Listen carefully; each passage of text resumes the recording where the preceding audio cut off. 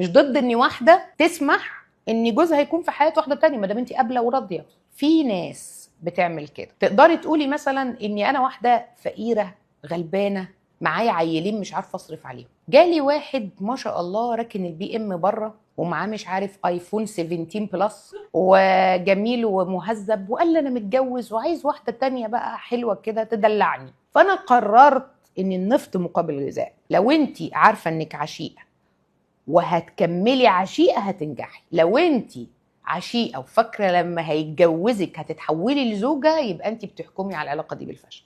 يبقى الجوازه دي خلاص فينيتو، مدتها 3 4 شهور وايه هتقول باي باي. لذلك دايما انا الزوجه الاولى اقول لها ايه؟ اقول لها ايه طبيعه العلاقه الثانيه دي؟ ضروري اعرف ملابساتها، شكلها ايه الست دي، عرفته ازاي، العلاقه بقالها قد ايه، الراجل ده اتغير معاكي ازاي لما عرفها، بحيث ان احنا نبدا نعرف هل احنا هنصبر ولا مش هنصبر. فنبدا ساعتها نقرر قرارات كتير قوي هتتوقف على طبيعه الست التانيه في حياه الراجل.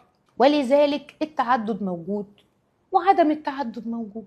انا ما اقدرش انهيه تماما كاوبشن. يعني في واحده ست النهارده ده الراجل ده الوحيد اللي موجود في حياتها، السند والظهر وكل حاجه، وجي حب واحده تانية ولا انا عايزه اتجوزها، هتقول له خلاص كمل معاها. ليه؟ ما عندهاش القدره على الطلاق. مش كل الستات عندها قدره على الطلاق، ولكن هي هتعمل ايه؟ هتعمل كومبرومايز، هتقول مش مشكله يروح لواحده ست تانية بس على الاقل ما بقاش لوحده.